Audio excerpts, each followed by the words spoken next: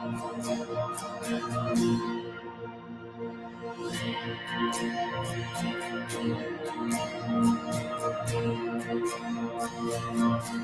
morning, it's Friday, April 2nd. It's a Templeton Eagles game day. It is the last day of school before spring break. It's a gorgeous morning, weather-wise. The sun came up, it was beautiful. It's going to be mid-70s today. I'm looking at the weather like sunshine all day. It's going to get a little chilly, mid-50s in the fourth quarter at the stadium. But I feel like it's going to be a perfect day. Happy Friday, everybody. Today's soundtrack is another one of my band's tracks. So now basically YouTube and Facebook are only allowing me to play songs that I actually own the rights to, and so that's what I have to do. I'm just playing through songs off of our record. This one's called When I Go. It's track 10. It's actually a 12-minute song, and it's just pretty much all instrumental. Yeah, it's good background music. I don't know. Okay, well, we made it. We made it through the week. We didn't know where the week would take us. I made it. I'm on day 4 of my 75 hard challenge because I know you guys want to know about that, right? You want to hear me. You tune in just to hear me talk about my health and fitness journey. And so I'm just going to tell you about it. Day 4. Yesterday was a little easier. Day 3, I had a lingering headache all day. Again, it's no sugar, no gluten, no dairy, no alcohol, and most would say no fun. But I'm having fun with it. It's I had a little lingering headache. I've been drinking my gallon of water. I haven't cut out caffeine. That's one thing. So I've been having coffee in the morning. But eating a ton of veggies, good proteins, getting my fats in there with my meat, but also with avocado oil, and still using salt and pepper, those types of things to just kind of give some flavor to the food that I eat. But yeah, what is Stacy saying to me? Stacy, I'm on the show right now. You should just chat on the chat. And then instead of me actually stopping in mid-show to read your text, you should just chat or join in the fun. So I'll put the link in the chat if you want. But yes, I will definitely plug high school football page and tag a business flying the T flag or Eagles banner. That's a great idea. Stacy is my show producer. I'm going to put her on staff so she can, she doesn't have enough to do. Hey, I sold a T flag to Joe's Place last week, and they're flying it now. And so that's exciting. Thank you, Joe's Place, for the support of the Templeton Eagles, the Culture Initiative, which is the nonprofit behind those T flags. They're the ones that are selling them to raise money for all the students that aren't necessarily represented by any boosters club or organization. And so they raise money for things like freshman orientation and the wingmen and all kinds of things. They bring public speakers to school and motivational speakers and good stuff that the Culture Initiative goes into. So Stacy completely derailed me. I was talking about my health journey because you guys all wanted to know that. But yes, definitely we'll plug some businesses. And then so day 4, I'm feeling good today. The headache's gone. Got on the treadmill this morning. Did some lunges. Yeah, lunges are like the hidden secret sauce to building a strong core, right? If you can do lunges, and sustain it for any amount of time, your core will get stronger and stronger, and then you'll have muscles popping out that you didn't even know existed. So lunges, the hidden magic. So I did lunges. I did 1, 2, 3, 4, 5, 6, 7, 8, 9, 10 times 50 feet, 500 feet of lunges this morning. And then I got on the treadmill and ran 3.5 miles. And that's how I started my day. I got to be honest, though, on the way back from the gym, I'm like super tired. And I don't know what it is, but, and then I get home, I have my coffee, get in front of the computer, start doing the show prep, and then I start to wake up. And so it's probably all this artificial light that I have in the background that's just like feeding me energy, like probably energy that's not good for you, but whatever. All right, so it's Good Friday. Lots of celebrations of Easter going on this weekend. Lots to do in and around town. The weather's amazing. Wineries are starting to have live music again. So I've got a list of things to just go over this morning. We're also gonna replay the Mr. Asplund and Mr. Burnett interview from earlier this week. I tried to do it yesterday. We ran out of time, but it's basically a great insight into them, who they are, the men behind the ties. That's what I'll call that segment. It's the men behind the ties. They're just two awesome dudes who care a lot about our children and our community and the school system. And so they are working overtime to just make sure that we are pushing forward as fast as possible, staying positive and giving our kids the best opportunities to succeed in a healthy environment. And so thank you, Aaron and Andy and staff. I'm going to run the Men Behind the Ties segment here shortly after we check in and do some news. But so, yeah, stay tuned for that. We're also going to do a farm update today, check in with Irish Oaks Ranch and the Mercantile, talk about what the animals are doing, what's springtime like on the farm, all the latest and greatest. And then our own very own Melissa Johnson from the Templeton Parks and Rec will join us this morning at 8:15. She's going to give us our weekly Parks and Rec Department update, talk about all the things. We'll ask her how the clinic went last week. She had an umpire clinic for those people that wanted to sign up to be umpires for softball. And so we'll check in with her, see if she still needs some volunteers. It's actually not a volunteer. You get paid to umpire the games. And so the umpires make between $30 and $50 a game, which is awesome. And so the trick is you make more if you call more balls and stretch out the length of the game. So umpires, just a thought. If you want to make more money, just call a lot of balls. And there's no parents in the stands, so they're not going to get mad at you. You just go with it. An extra $20 a game. Yeah, I should not ever be a career coach, by the way. All right, so let's dive into what's happening in and around the North County this weekend as we go and check out. I had it pulled up. Where did I do it?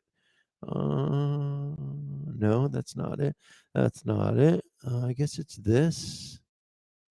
Oh, yeah. Okay. Oh, man, I went through yesterday and just found all of the items that were happening. Well, not all of them, but a lot of them. There's a lot going on this weekend that okay, I think I got it.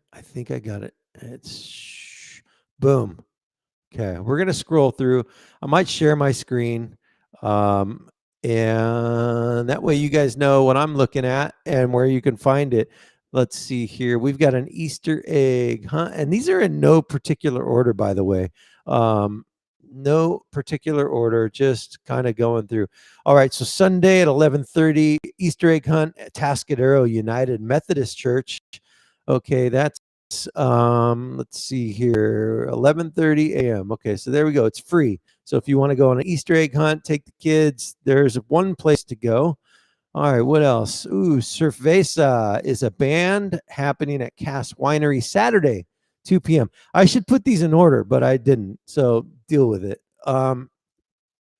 Wine tasting and music. Cerveza celebrates the release of the COVID interrupted album Dune Grass. Okay, so there's live music at Cass Winery on Saturday.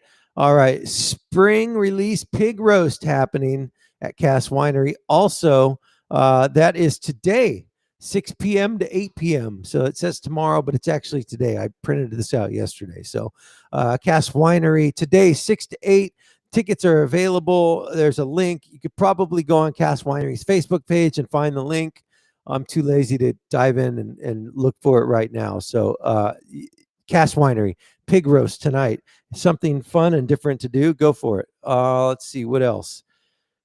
Easter Sunday worship at the Ravine. This is kind of cool. So if you want to go to an Easter service outside at the Ravine, they've got one. It's at 10:30 on Sunday. It's put on by Redeemer Baptist Church. It's 10:30 a.m. to 12, and it's free, so they don't pay you or they don't charge you. What else? Okay, Sculptera is having 3 songwriters at play in Paso. These guys play at Sculptera quite a bit, but this is happening Saturday. It's Charlie Baker. He's from Ojai. He's known as the West Coast Southern Boy. And then who we've got Steve Ray and Rob Kimball are also guests as well. So that's Sculptera live music singer songwriters at 12:30 on Saturday. I told you I got a lot. Easter on the Lake at Atascadero Lake Park Sunday at 10 a.m. They're going to have Legacy Church is going to do a Sunday Easter service there. So that's something that you can check out. I'm just giving you guys ideas. I'm not telling you where to go, just letting you know what's available. Okay, so tonight, Good Friday, 7 p.m., Service of Darkness. That's happening at Trinity Lutheran on Creston Road, the church that my wife and I actually got married at, Trinity Lutheran. So that's a 7 p.m. service tonight. They basically celebrate Good Friday, and it's I've actually been to that service before. It's pretty cool. Let's see. Okay, 5 Parts Devil at the California Coast Beer Company. That is happening tonight, 6 to 8. Live music at Cal Coast Beer. I'm on day 4 of my 75 hard challenge, so no beer for me. But Cal Coast does have some pretty good beers. So if you want to go drink a pint, listen to some live music, celebrate spring break, this is your chance to do it. 5 Parts Devil. I haven't heard them yet. I don't know if anybody's seen them live, but they've played out quite a bit lately. All right, Easter at ABC. Here we go. ABC Church is putting on Easter service 7:30 a.m. for the early birds on Easter morning. That is ABC Church in Atascadero. That's one. Let's see. Noach Tangaras Band live at the Poorhouse. Okay, so that's tonight at 7. Let's see here. They're going to hit the stage at 7. You can find out more details here on Facebook, but that's at the Poorhouse. Another great place to go. Check out live music. Have some good. They have great beer selection. I mean, their beer selection is probably one of the strongest here in the North County. So lots of cool things to choose from. What else we have? Youth Evolution Soccer continuing to happen today at Larry Moore Park in Paso. It's level 1, 3 to 5-year-old, level 2, 5 to 7-year-olds. Oh, I lost it there. So they've got a wide variety of programs available. If you want your kid to get better at soccer, that's your chance to do it. So there you go. Easter Sunday, another one, Abide Calvary in Atascadero. This is at 10 a.m. Lots of things to do, lots of services to catch. I haven't seen a sunrise service yet. So if you guys know any sunrise services, that'll be kind of cool to talk about. Santa Maria Brewing is in Atascadero. They're going to have on Saturday a 10 to 12 classics and craft beer. So classic cars and craft beer. So those are some of the things going on in the world of North County events. And right now it's 7:15. So let's pause on this, turn the screen off, and check in with our good friend, Mr. Anthony Reed from Pastor Robles Incidents and Actions. Anthony runs the Facebook page that has over 6,000 followers, and he is responsible for keeping all of those followers in the loop as to what's happening in and around the North County and all throughout the county in regards to traffic and police activity and fire activity and all things kind of emergency services. So, Anthony, how are you, sir? Doing well this morning. Happy Good Friday to you. Yeah, happy Good Friday to you. Thank you. So what's your plan for the weekend? What do you guys have at your church? We normally do a sunrise service like you were just talking about, but however, this year we're just going to take it easy and just do I don't want to call it regular service, but we are just going to have a traditional, I'll say it like that, Easter service. And so we fellowship at Higher Dimensions Church, which is at 601 South Main Street in Templeton. Mike knows right where that is. It's right next to the rec center, and so and skate park in Templeton. Our services is at 12:30, and so our pastor is Elder Charlie Reed. So you know what people can do. The people watching the show can do. They can go at 10:30 to First Presbyterian in Templeton on Main Street. They can watch me play guitar and sing in the band there at 10:30, and then once that service is over, they can literally just walk right across the street and go into Higher Dimensions service, just like that. So it's like it can be like a church marathon if you want on Easter Sunday. Yeah, and also we also do a live stream as well on Facebook Live, and I'll put our Facebook link in the chat. So if people want to tune in to that as well on Sunday, they're more than welcome to. Sweet, good deal. Yeah. All right. So what's going on in and around the North County? Any incidents to report today? Yeah, this morning, just probably about almost an hour ago, someone in the Paso Robles area, in the eastern portion of Paso, they reported a suspicious smell in the area of Quail Summit. So Quail Summit is kind of a retirement neighborhood. If you know it, it's just east of Food for Less in Paso off of Creston Road. So it's kind of a retirement neighborhood. It's gated, and so somebody reported a suspicious smell, possibly a gas leak, but they're not for sure as of right now. The fire department is in the area investigating.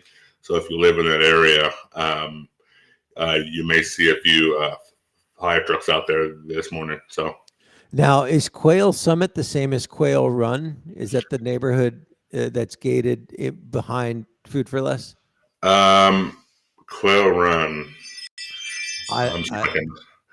Quail Run. I know exactly where that's at. I'm just blanking on it this morning. It's probably the same. Quail Run. Let's see. Quail.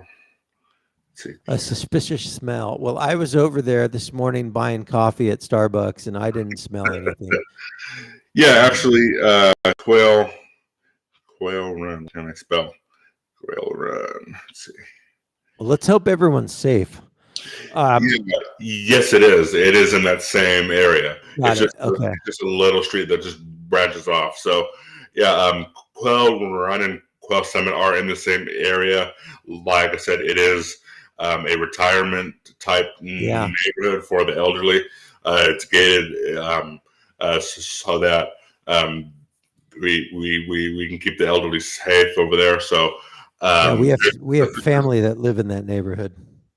Yeah, so there's a suspicious smell that's over there. Someone reported it almost an hour ago, and so the fire department is over there investigating. They did check out one house in the area that was next to the person that reported it. They didn't find any hazardous materials or smell over there, but they will continue the investigation. So I will update you whenever I get an update about that. So Beautiful. All right. What else is happening? Not much. It was pretty much a quiet night, which is good. So we'll just kind of, as you can hear, the high channel here. So hold on a second. We're going to clear the smoke dissipating. Our assumption is there's a crop project going on that maybe drifted into the city, and it may continue over the next couple of days in the morning hours. Pacifier copied the crop project that possibly went into the city. You heard it. You heard it here first on the Morning Buzz. It was a crop project. Crop project, yeah. Probably spraying some crops, and the odor was something that was worth reporting. So yeah. And if you smell anything or see anything, don't be afraid and don't hesitate to report it, because it could turn into anything as it can. So what I smell? You know what I smell? What's that? I smell a Templeton Eagles victory tonight. You know what? And I smell a Paso Robles victory tonight as we play Rigetti. So okay, all right. So we'll see. Well, good luck to Paso, and yeah, hopefully, our boy Leo Kemp, he is a good friend of ours. Hopefully he has a strong game again. I was actually shocked he didn't win North County Athlete of the Week this last week, because he put up some crazy numbers and they came from behind to win. So congratulations to Paso on that victory. Yeah, let's hope the Bearcats get a victory, and of course our Templeton Eagles. It's going to be a big game tonight. So we are going to be doing everything we can to pull that one out. So all right, what other news is going on? Anything? No, it's pretty much a Good Friday this morning. So it's as you heard on the scanner, it's nothing hazardous, so the fire department isn't really worried about it. So when the firefighter isn't worried about, I think that's a good thing. So awesome. So we're pretty much in the clear for the first hour. So good deal. Yep. All right, Anthony, we'll check back with you at the end of the hour. We appreciate the update. All right, sounds good.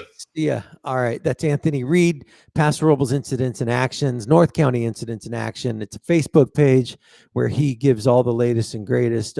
It's a community service of his that he does. He doesn't do it for the money. He's been just kind of providing news and information over the last 4 or 5 years, and built up quite a following of people that are trust him to give them the information that they need. And he's got a lot of contacts within the emergency services community that help get him information as needed too. So that's cool. So Anthony checks in with us 3 times a day to give us all the latest and greatest. And so we are thankful for that. All right. So we will continue to push through all of the things happening in and around the county here in a bit. But as promised, I wanted to play the interview with Mr. Asplund and Mr. Burnett from earlier in the week, where we actually didn't talk business. We didn't talk shop. We wanted to just kind of see the guys behind the ties. Ooh, that's a good, I should mark it. I'm going to coin that phrase, the guys behind the ties. All right. So here it is. It's my interview with them earlier this week, the guys behind the ties. 8:17. We're running 2 minutes late. I'm going to do something a little different with these guys this morning. You know them as the superintendent and assistant superintendent of Templeton Schools, but do we really know them? And so in the interest of just getting to know each other a little better in our community, I thought I'd just lighten the mood a little today, because I'm sure they have a ton of other things that aren't as light to deal with. And so let's start their morning off with just some laughter and some happiness. How are you guys? Great, thank you. Yeah. Awesome. Okay, so it's casual day. Andy does not have a tie on today. I missed a memo, clearly. I know, man. You're loosening the reins on him, apparently. All right, so I kind of know your backgrounds, but I kind of don't know your backgrounds. And so what I've heard is Mr. Asplund, you're a finance guy that begrudgingly got thrown into the mix with running a school district. And Andy, you're a coach / real estate guy / educator that's just kind of a jack of all trades that's now an administrative guy. Is that kind of along the right lines? That's along the right lines, but there's more backstory to that, as I'm sure there is to Aaron's story. All right, well, let's start with you. So you're born where? El Centro, Brawley area? Yeah, I was born in Brawley, born and raised there, and went off to college for a couple of years and returned to Brawley to teach, and taught for 11 years in Brawley at the high school level, and then made the jump to the administrative side of education, and spent 5 years as vice principal and principal at Barbara Worth Junior High, again in Brawley. And then my wife decided she wanted to move to the Central Coast, and so we did just that, kind of just spur of the moment. And that's where the real estate side of it comes in, is we moved up to Arroyo Grande without jobs, and I had to do something. So I got my real estate license and sold real estate, and then figured out that my passion was not in real estate. My passion was in education that I had left behind. And so fortunately for me, Templeton Middle School was looking for a principal, and chose me to be that guy, which I'm still really, really grateful for that. Well, you skipped over a lot, so I'm gonna probe here. Okay, Brawley, are you a farming family? Yeah, my dad's a farmer. Okay. Mom was a bit of an entrepreneur, owned a flower and balloon shop, and then also worked at a grain co-op, if you will, selling grain and seed and other ag-based products. So yeah, grew up on a farm 13 miles outside of Brawley with chickens and cattle and horses and all of that. So what kind of high schooler were you? Were you an athlete? Were you the life of the party? Were you a great student? I was a solid student. I was a basketball player, played basketball all 4 years, and ran track and field, and definitely wasn't the life of the party. I actually am a bit shy when it comes to being around people that I don't know, so to speak. Obviously, getting into administration has forced me outside of that comfort zone. So I've had to lose that shy side. But yeah, that was me as a high schooler. Okay. Certainly not a perfect angel. Okay, I won't claim to be a perfect angel. That's for sure. Oh, that's awesome. All right, so let's see. One sport. If you could only play one sport for the rest of your life, what sport would that be? That's really easy for me. Basketball. Basketball. Okay. Your top three, I guess, desert island artists that you'd be stuck listening to for the rest of your life. Musicians? I'm a music guy, so I always want to know what people like. Yeah. Ooh, man. That's a tough one. Top three. I will say Pearl Jam, Tupac, and Rage Against the Machine. That kind of covers my moods, if you will. That covers me for workouts and for hanging out, and just a little bit of everything. Well, it sounds like we're probably about the same age. You're probably a little younger than me, but that's very similar to kind of my tastes as well. It's kind of runs the gamut. You have the rock, the hip hop, and then the I guess you would call Rage more of like a almost like a those guys were so educated in that band, and their lyrics were so controversial. Well, not really controversial, but more of like activist rock, right? I guess that's a good way to say it. So yeah, Yeah, I should say I didn't always agree with their with their stance on things, but yeah, definitely enjoyed it while I was working out. So if I could listen to music with no words, I would be a happy camper. I'm not a lyricist guy. I love good rhythm. I love good grooves and good melodies. But yeah, the lyrics. I play in a band and I don't even memorize the lyrics to the songs that I sing because they're just in one ear out the other. But for all sure. right, last question, and then we'll move on to Mr. Asplund. I know you're an avid workout guy. You're really into self-improvement and trying to live your best version of your life, which probably means you probably do a lot of reading, I would imagine. What are maybe one or two books that you could recommend to people? And just so you know, the people that watch this show for the most part are people anywhere from 35 to 55 years old, and it skews heavily women, 80-20. But what are some books that you could recommend specifically to me? I'm on a 75-day hard challenge right now, and I have to read 10 pages every day, and I've tried to I don't read fiction. I love biographies. And I've done a lot of business type reading in the past 15-20 years, but I'm trying to get away from that. Like what are a couple books that you could recommend? I just read a book that Candace Parker is a WNBA player. If you don't know who that is, I was listening to a podcast and she recommended a book titled Chop Wood, Carry Water. And Joshua Medcalf is the author, but I enjoyed that book so much that I'm actually reading it to my daughters now. That's our nighttime reading.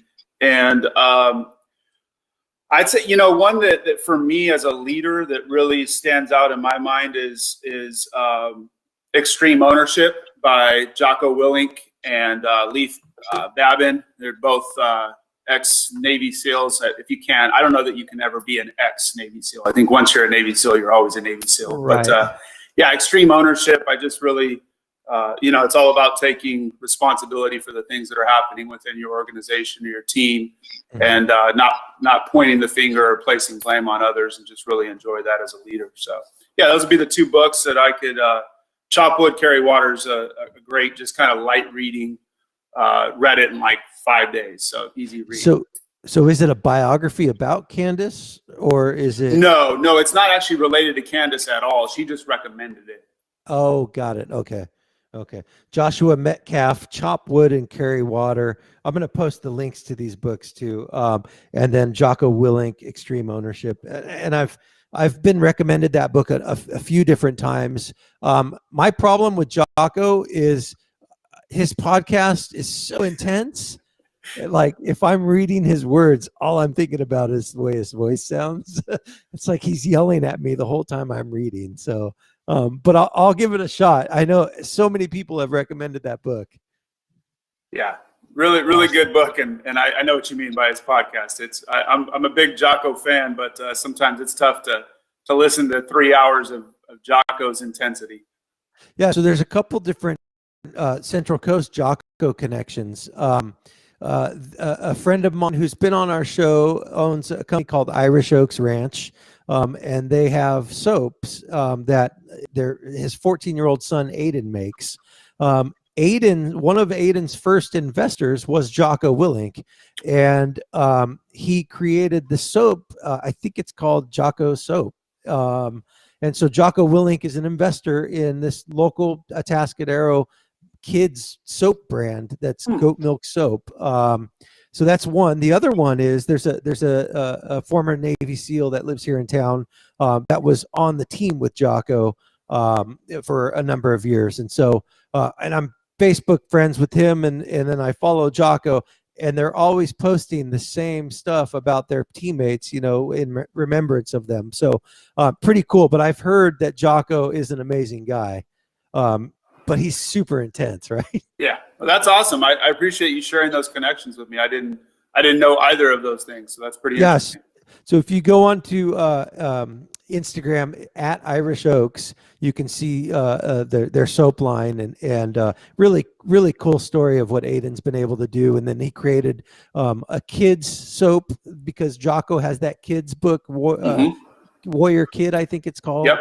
And so they've got a Warrior Kid soap line too, which is really neat. So very cool. Yeah. All right. Awesome. Well, that's good stuff. Hey, Andy, if you're not busy at 8:55 ish, just to let you know, because I know you're an extreme athlete, one of my good buddies on the East Coast in Maryland, he's on day 1550 of his run streak. And so he's going to check in with us at 8:55 and just kind of tell us what's continued to motivate him and all the struggles that he's had too. So I know you'll appreciate that. Absolutely. Yeah. And actually, because of you, I started following his journey on Instagram too. So yeah, he's hardcore. He's a trip. Yeah, just great kid, awesome guy. Him and I were best friends in our late teens, early 20s, and we took separate paths. And he got into working for the government and doing some stuff out in DC. And so, but yeah, has just kind of maintained this crazy, extreme, athletic lifestyle. And so, really fun to watch his journey for sure. He's definitely a motivating factor in my life. I don't have that much discipline. I'm trying though. That's awesome. All right, Mr. Asplund. Sorry, we went off on a tangent there. Start day one. City, state you're from. Large family, small family. Are you a family of educators? What are you? Yeah, great question. So born in Tulare, California, so in the heart of the Central Valley. The setting, I guess you could say, is not too different than what Andy described down in Imperial County. So, in kind of a sleepy but great little farming community. My parents were, in fact, both educators. My dad was a school superintendent. My mom was a career teacher. So, interestingly, that was kind of the household conversations that I knew growing up, but didn't find my way back to it till later in life. And so, yeah, that was me as a kid, born and raised in the Central Valley. And so you got into after school, you went into business and then subsequently back into education? Yeah, my undergrad degree was a mixture of like political science and econ and business. I actually was like 50-50 thinking I wanted to maybe be an attorney. And so, I found myself at a crossroads kind of at the end of my undergrad, and then ended up kind of went and got an MBA. And so obviously chose kind of the business route.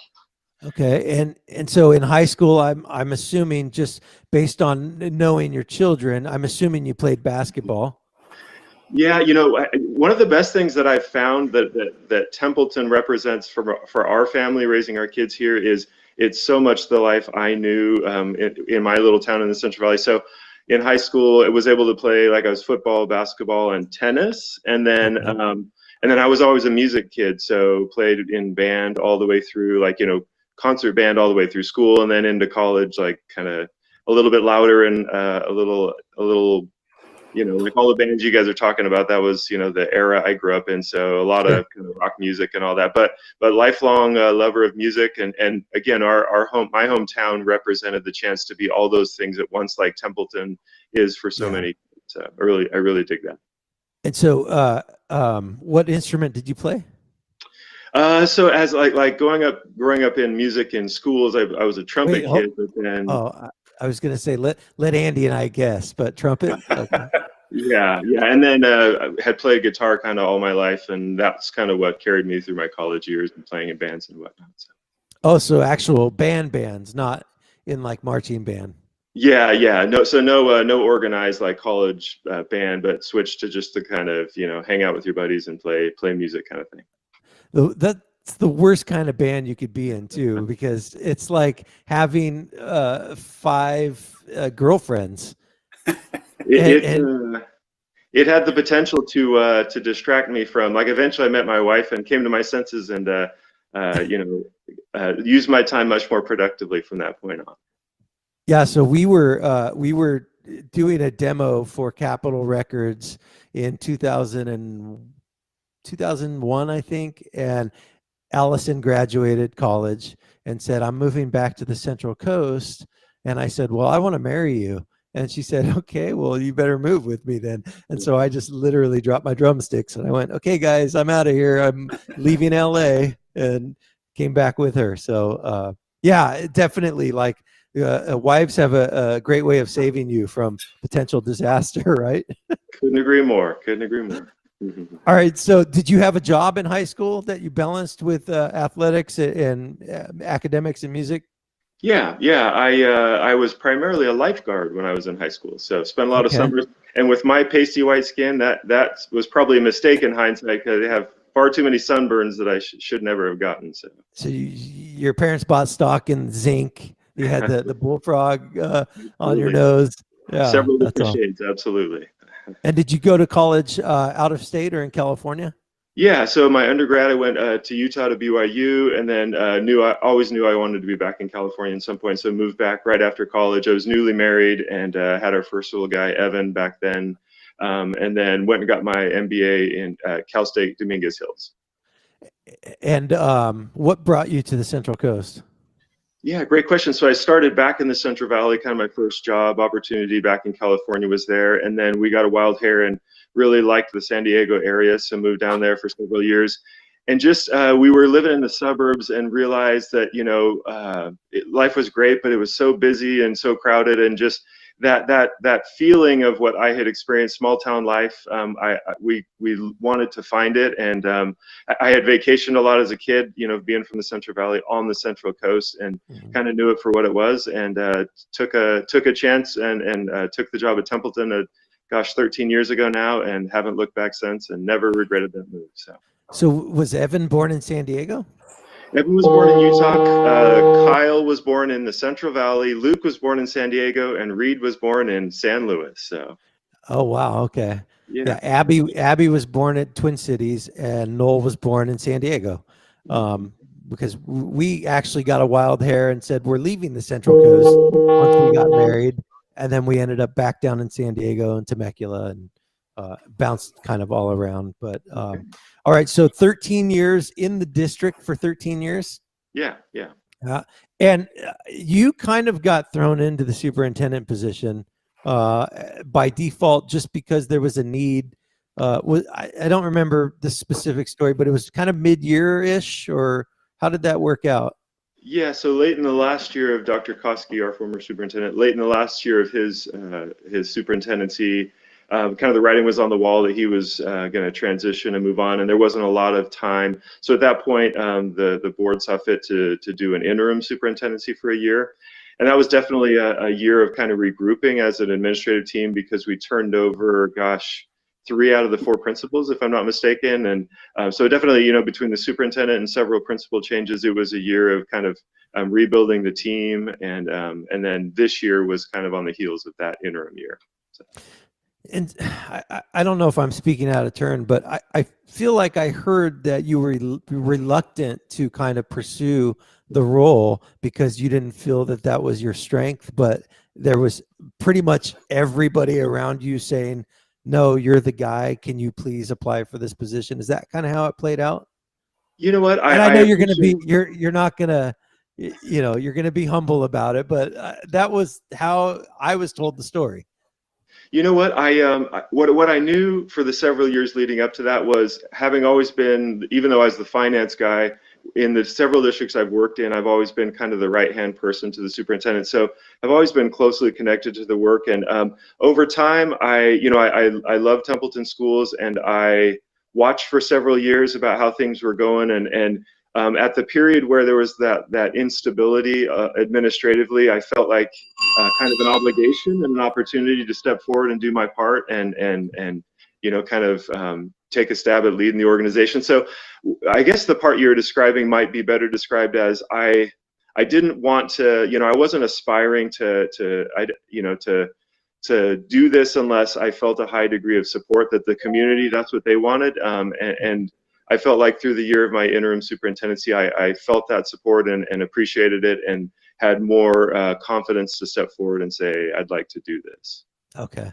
All right. That's awesome. Well, I will tell you that there is somebody in the district that has said specifically to me, they've been in the district for over 15 plus years, and they've said that this top down is the best staff the district has ever had. And so for me as a parent, I love hearing that. Right. So that's obviously a testament to the job that you guys have done. Well, thank you. And you know what? That was probably the single biggest motivator coming into this was, I was thrilled at the chance to lead a group, top to bottom, a group of people that are so committed to excellence and so committed to this being a special place that it was like a no-brainer because our staff is so strong and the outcomes are a result of that. So. Shelly Domingo says, I had no idea Andy was from the Imperial Valley. She grew up in Holtville. It's a small world. Small world. Yeah, exactly. Okay. Aaron, what are your top three artists music wise? Gosh, I knew that was coming. So I will tell you this. I am a lover of all kinds of music. So did my playlist in high school include all the bands you described? Yes. I would. From that time, if I was going to reach back in time, Weezer probably was who did it for me most as a angst-ridden teenager. But then over time, I've loved country music. I've loved hip hop music. So my household was filled with 50s and 60s music because my parents, that was their era. So I love it all. As time goes on, and I guess I mellow out in what I seek out. I'm kind of drawn toward acoustic and a kind of folk music nowadays, but every now and then get a wild hair to show my kids what I listened to back then, and they kind of scratch their heads and laugh a little. So, yeah. They're like, this band, really, Dad? Yeah. Oh, okay. So here's a question, because you guys are probably, again, similar ages. At what age did you discover the brilliance that is Bruce Springsteen? It took me years. Yeah, early on, because it was I had a brother who was 5 years older, and so he exposed me to a lot of stuff, good stuff like that. So, and he continues to be part of my playlist for sure. Awesome. And I think my dad put the headphones on me when I was like 4 and said, "You will listen to Bruce Springsteen." So. Right, exactly. Yeah, that's the ultimate storyteller, right? It's that's good poetry for sure. All right, what about your books, Aaron?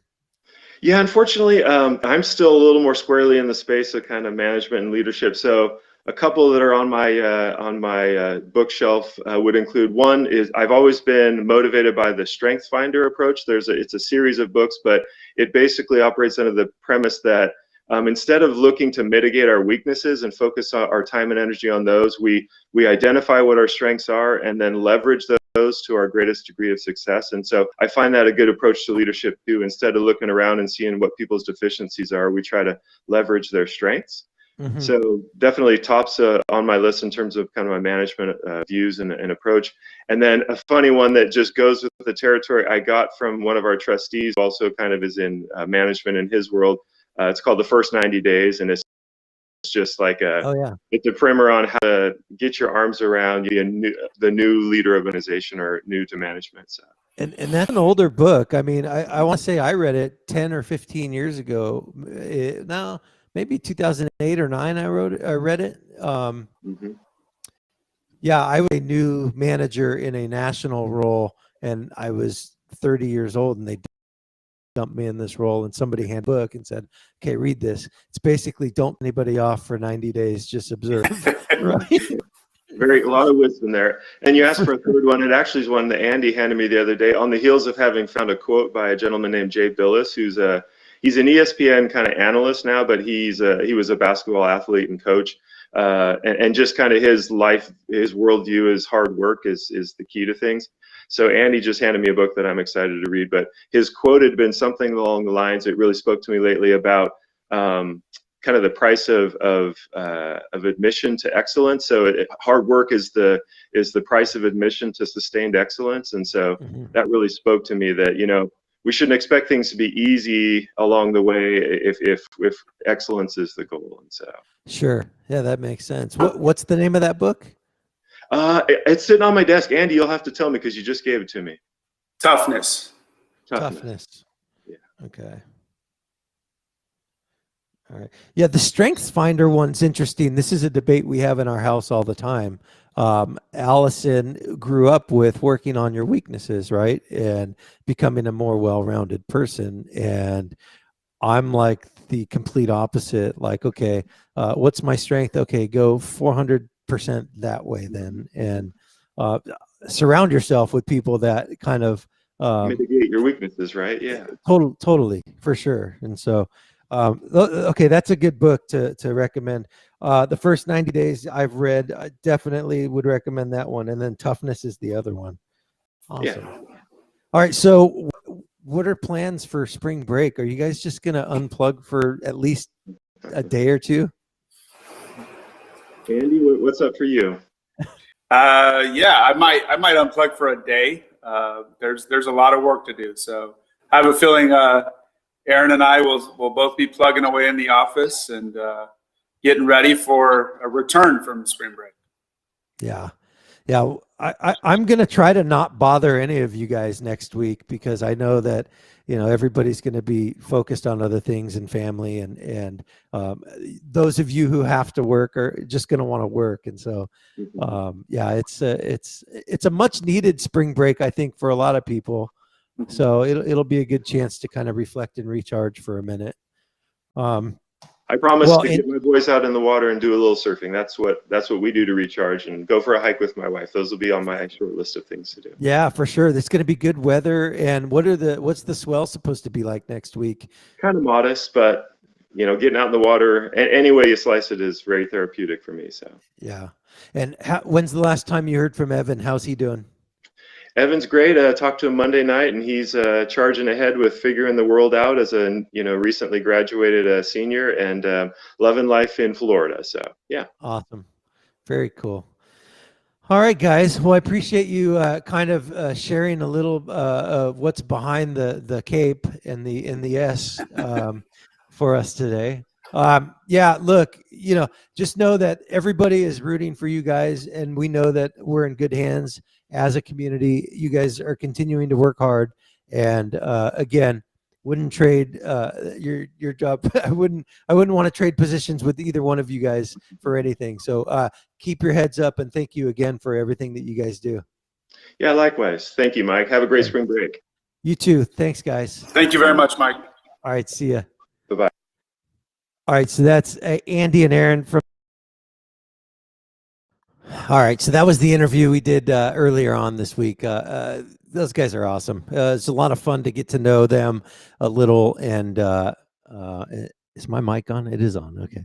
Yeah, it was a lot of fun to get to know them a little and just kind of get their backstory. And, if I was legally able, a licensed carrier to play music by other artists, I would have played some Weezer right now, because Aaron Asplund is a Weezer fan, and he got me. Wonder what happens if I sing Weezer right now. Will I get in trouble?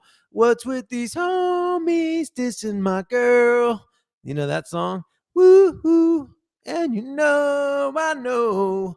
All right, sorry. That's enough. I won't sing anymore. Weezer. Yeah, now I'm going to listen to Weezer today. All right, Aaron Asplund, Andy Burnett, thank you guys for just letting down your guard for a minute and just letting us get to know you guys. And so I posted links, obviously, throughout the interview. I posted links to their book recommendations. I'm on this 75 hard challenge, and so one of the things with the challenge is reading 10 pages a day. I'm reading a book right now. I'm reading a book about Waylon, Willie, and Chris. It's the story of the three of those guys going to Nashville, being songwriter artists, and it's really cool. It's a cool history book for Nashville, and so I'm going to get through that one, and then I'm going to power through. I want to try what I think I might read next is that recommendation from let's see, which one was it? The one called Toughness. Toughness, I pulled it up on Amazon when I pulled up the link, and it looked pretty good. So I think I might go with Toughness next. That's one that Andy read and then gave it to Mr. Asplund, and Mr. Asplund's reading it now. So, all right, it's 7:55. Time to check back in with Mr. Anthony Reed, Paso Robles Incidents and Actions, and stand by. Let me get there. You are. All right. So, are you a reader? Do you like to read? Not really. As of late, I've listened to a lot of podcasts, so I'm more of a podcaster nowadays. So I love podcasts. Yeah, I'm a fan. What's one of your favorite podcasts? As of recently, it's been that Kristen Smart case. I don't know if that's a good thing or a bad thing, but it's really interesting because he breaks it down like to where like you can really like understand it like in deep depth and get connected into it. So I'm waiting for the next episode. Yeah, for sure. Yeah, and for those of you who don't know, there's a podcast out there on iTunes and Amazon and Spotify.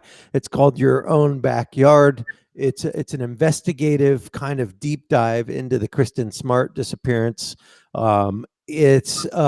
He's been credited. The guy that produced and created it has been credited. Chris Lambert? Yeah, he's been credited with.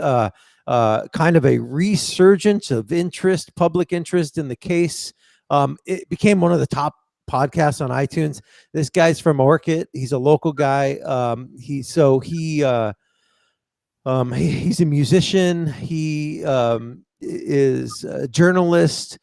So he's very, very good at storytelling and production. And so he built this podcast over the course of 2 years and just did an excellent job of kind of storytelling with sounds and facts. And so, yeah, if you're into kind of like investigative journalism and crime and the Kristen Smart case, because it's local, this is a great podcast that's definitely highly recommended by me. I went through and just devoured the whole series in 1 week. And it's amazing. And I also recommend, if you have teenage daughters who are getting ready to go out in the world, you need to listen to this podcast or you need to have them listen to the podcast, because it paints a very real picture of all the things that could happen with you out in the real world if you're a girl, right? The buddy system is like, why on earth would you be intoxicated and not be with one of your friends walking home from a party? So kind of scary to think about. And so anyways, I'm going up to the northern part of California in the next couple of weeks, and so while I journey up there, I'm going to be listening. I think I have like 2 episodes left to listen to, so I'll be listening to that on my trip. Awesome. Yeah. It's definitely worthwhile. So, all right. Before I let you go, any more incidents? We got any more funny smells coming out of the North County? No, it's been quiet ever since you heard that last report. So nothing really is going on. I checked in with CHP. They're not reporting anything, any hazardous material or any accidents or anything like that, as well as the Sheriff's Department as well. So all is good in this hour. Beautiful. Yep. All right, Anthony. Well, we will check back with you in 1 hour. We appreciate it. All right. Look forward to it. All right. Thanks, Anthony. All right. That's Anthony Reed, Paso Robles Incidents and Actions. And now this is where I wish I had like a sound effects button where I could play like a bunch of animal sounds and just, like some intro music to like the farm update. I got to make a farm update intro song because I think it would really set the tone. But all right. Oh, there's some farm noise. Hey, Matt, what's happening? Hey, buddy. How are you? Doing great this morning. I'm great. I'm trying to see where I'm at on the screen here. Technology. Yeah, for sure. things doing great. We after I got off the interview with you last week, we had great news. Had a little baby born, so that was good. So little kid goat. So yeah. That's awesome. Yeah, I actually I went onto your Instagram and screen shared it on the show a couple days ago to show Okay. everybody that little baby. You guys call them kids. Kids, yeah. Baby goats are called kids. So that's had a kid born. And Yeah, baby this one's kids. a little male, so it's a buckling. So it's on our dairy goats. We're not. We always want the females because obviously they're bred for milk goats. Yep. So we want to have more females to milk. But this one, is super healthy. Mom's good. She's producing milk. This one's a boy.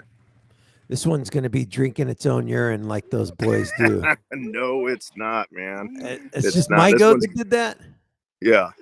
Oh, This one's probably going to go to a different farm. You know what else? I forgot to tell you that we've done with some of our other bucklings is we've raised them up to become pack animals, right? So there's a guy over in the Central Valley we sell them to. He teaches them to wear like gear packs, and then he takes them up in the Sierras and packing. So no kidding. yeah, dude, it's totally crazy. Yeah. So Well, how big do they get? well, they get to the size of this one. I mean, I don't know if you can see. Come here. Yeah, what is that? I mean- 150 pounds? Yeah, 150 pounds. The males will get about 150 pounds. Super strong, long legs. This one was born. Emma, how much does that one weigh, do you think? Over 10 pounds. Over 10 pounds. So this one was huge, super healthy. Wow. He cracks me up because he's like jumping around. Just amazing. What's his name? We haven't named him yet. I was going to open that up to your audience. Maybe have Oh, a- interesting. Ash. Interesting. Like Ash. We like the name Ash. So Gosh. I don't know what anyone Emma, can you bring him in here? Well, this herding goats is like herding children. So Right.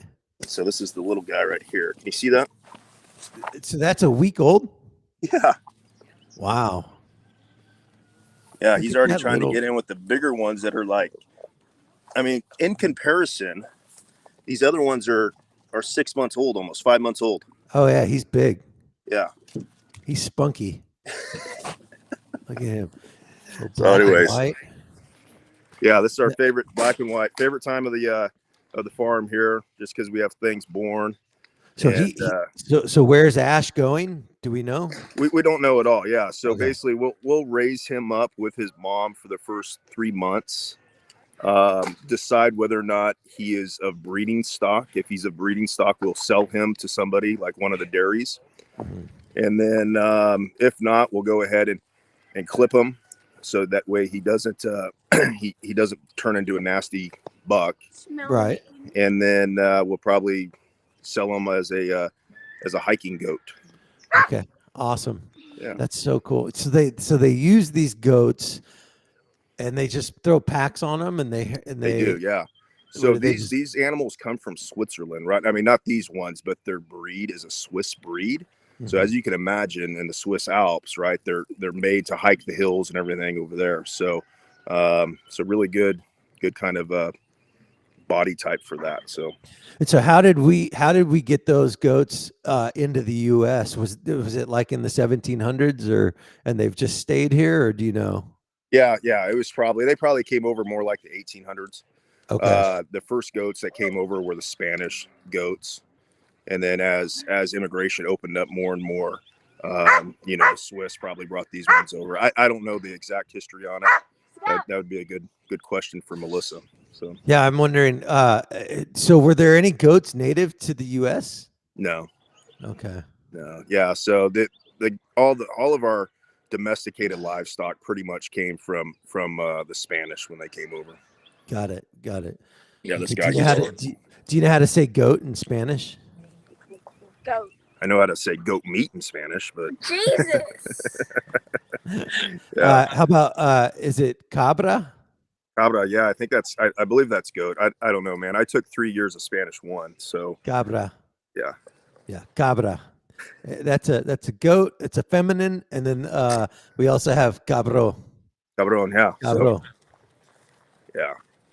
I know Chiva is goat meat, so But anyways, yeah. So we had the vet over last Friday to preg check our pregnant heifers, and exciting news there. None of them are pregnant, so at least we know. So they're not going to be going to the Mid-State Fair, which is kind of a bummer. But we'll try to get them rebred. We're going to turn them out with a bull and then sell them locally to one of the cattlemen. And so, do you sell any goats for meat? And which goats are good meat? Are they male, female? Yeah, males put on weight a little quicker. Those other goats that I showed you last time. Let's see if we can go over to that other fence. These are called boar goats, and so they're market goats. So this is what the kids show at the fair. There's two in this pin, Dad. And those other ones that the baby goat was next to, those are actually meat goats. But these boar goats, they have really good characteristics to produce muscle and everything else, and so they're popular for meat. I've never had goat. What's it taste like? What is it? Is it similar to any other meat? Tastes like chicken. I don't know. Yeah, I mean, goat. It's kind of a darker meat, and so it's so these are the meat goats. These are boars, BOER. Okay. Is it kind of weird? BOAR. Is it kind of weird that we're talking about eating your goats? Well, I mean that's. And they're right there, and they don't even know it. No, they're good. I mean, we love them up. So, I mean, it's not like we treat them any different. Sure. I mean, we don't actually eat these goats. So we raise them for kids to show at the fair. And then after that, they, like all market animals, they're going to go to the sell and then eventually be harvested. So. Sure. Awesome. Yeah. So anyways, these are boar, BOAR goats. And super good genetics that we raise here, and the kids do well with them at the fair. So cool. What any beef on the property right now?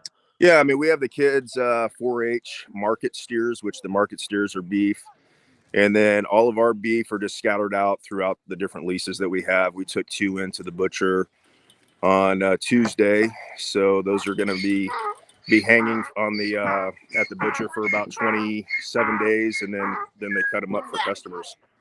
Hey, I don't know if you can tell me, I don't know if you can speak to it, but I'd like you to kind of talk about the story of how you guys got connected to Jocko Willink.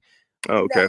Yeah. I mean, basically it's fun. It's funny that Andy Burnett is the assistant superintendent for Templeton. He came on the show this week and recommended the book Extreme Ownership. And then I ended up letting him know that, hey, by the way, Jocko's got a connection to Irish Oaks Ranch and Aiden's Goat Milk Soap. And so he was excited to hear that. Yeah. But I wanted to have you tell the story of how you guys even crossed paths with Jocko. Yeah, so Jocko, I knew Jocko through some training stuff early on. We can go into that a different time. But the Willink family has been friends of ours for quite a few years. And so when they moved back to San Diego and Jocko retired from the Navy, we started selling them our pasture-raised meats.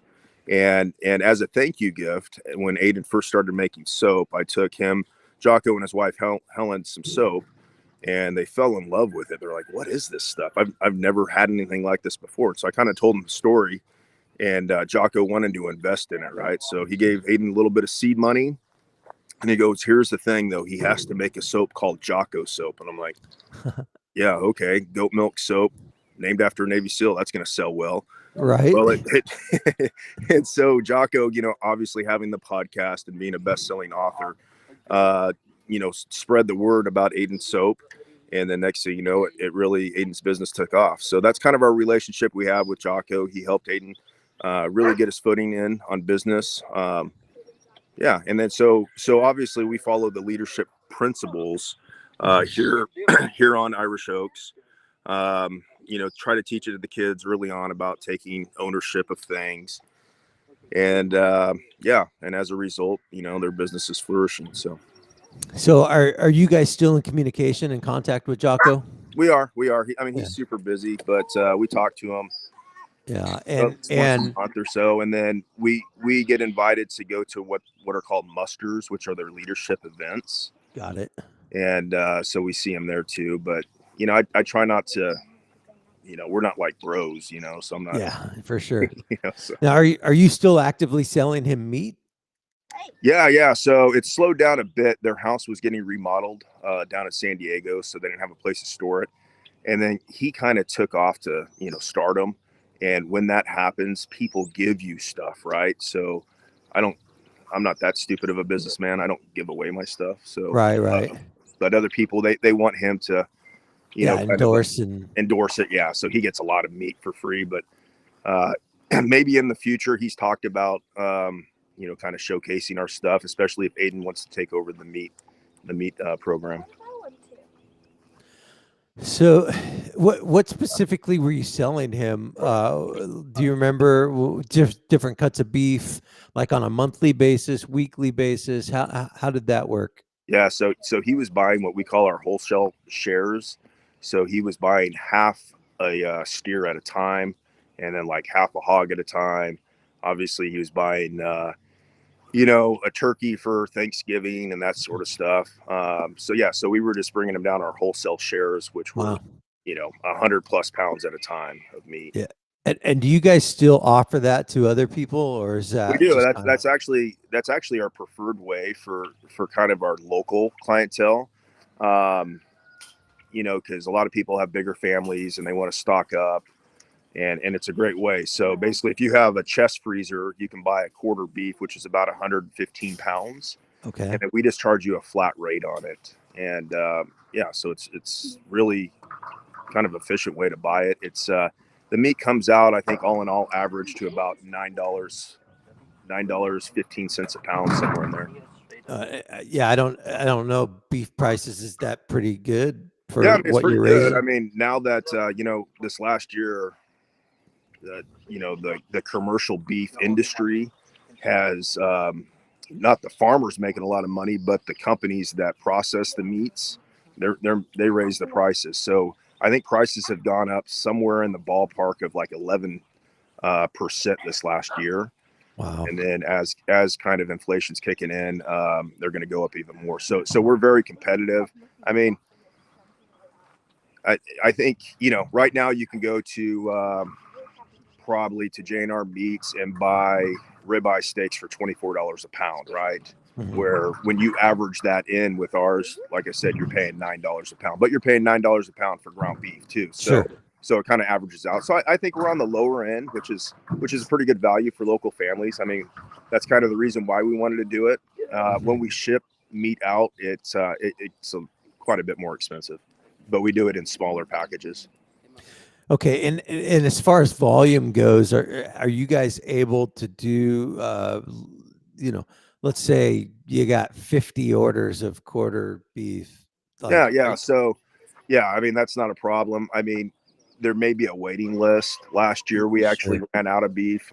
This year, we're sending 2 to 4 animals a month into the, into the butcher right now, because we stock up we know when our busy seasons are going to be. So right now we have about 2,500 pounds of beef in cold storage, waiting to be, waiting for grilling season, right? We know we're coming on our busy season. So we definitely stock up. And then sky's kind of the limits. We have 160 acres of lease over in the valley. And then we're just grabbing another 600 acres over there in the foothills. So things are kind of, we're gearing up to be bigger, right? Sure, absolutely. Yeah. And so it's obviously a full-time job for you guys as a family to manage all of the different aspects of Irish Oaks Ranch and now the Mercantile. How's Melissa holding up? She's doing good, man. She's, I'm very, very stoked for her, because I think this is what she wanted. A lot of people don't know, Melissa went directly into the high-paced corporate world straight out of college. Mm-hmm. And she decided to stop doing that when we had kids. She's always missed that high-paced, kind of business world. And so I think she's fallen right back into it. She's tackling it. She's like a pro. There's long days, but that's where I'm having to kick in and start doing laundry and house cleaning. So, I mean, if you've got the meat side ramping up, obviously the soap production is just kind of going crazy. How is that going, by the way? Is it still back ordered and mass production going on? Yeah, so we're still doing small batches. Obviously, I mean, we can only do what we can do, but we're getting caught up on our wholesale orders. Retail, there's sometimes where there's things out of stock, but it's, we try to get stuff back in stock within a week or so. Melissa does a really good job at planning ahead. Really, our hiccup was on the supply chain side. We were having a hard time getting supplies for a little bit because with COVID, everybody decided to become a soap and candle maker. So, which is cool, right? But so we were having a little bit of a hard time getting supplies. Yeah, I'm gonna put your let's see here, put your website up. How's I know you guys are working on kind of rebranding and marketing your shop, your online shop. How's that going? Going good. I'm going to be meeting with our web designer today to start transferring over media, just to kind of showcase all of our new products. There's going to be a new shopping experience. So basically, it's not going to be as cumbersome to buy stuff from our website. Sure. Now, there's the background of that picture right there. There's all the soaps. Who's your web designer? Somebody local? Yeah, it's Matt Garrett. Oh, good. No, good. Yeah, I like that guy. Yeah, we're working with actually he's a coworker's brother-in-law. His name's Joey. He owns Print Theory, and I'm kind of old school, right? So I traded this guy half a hog to help design my website. So yeah, I love it. That's perfect. He's helping out. He's doing all the back end stuff, and then he's going to teach me how to transfer over the media. I just think it's important to know every aspect, so that way if something goes wrong, I can kind of do it. So. For sure, yeah. All right, so the Jocko soap you can order for $7.50. Let's see here, the chocolate espresso. The one that I'm using right now, there's the Trooper soap. The one I'm on right now is, I don't see it. Wait, hold on. Where is it? It's the lavender. Where's the lavender one? Oh, there it is. Right there to the right, yeah. Yeah, that one I bought a couple bars of that last time we were in the store. And I'm on halfway through my last bar. So the tea tree and charcoal might be my favorite because I absolutely love tea tree. The smell is something that I just absolutely love. But you guys are sold out of that. Yeah, this time of year we're starting to get some more kind of coming out. Our biggest holdup is once we make some, it has to cure for about 3 to 4 weeks just to make sure that all the lies burned off. But yeah, tea tree is perfect, especially this time of year when sinuses are going crazy, and it really helps kind of clear up sinuses. So it's good, and then plus the charcoal is great for the face, right? So. Oh, we have somebody, I just checked in the chat. Somebody said you should name the goat Brutus. I like that. That's a fitting name because he's huge. Right. Lori Crow, Coach Crow's wife, says Brutus. Nice. That's a great name. I love it. I just posted in the chat the actual link to your store online. While it is cumbersome, you say they still can go on there and order.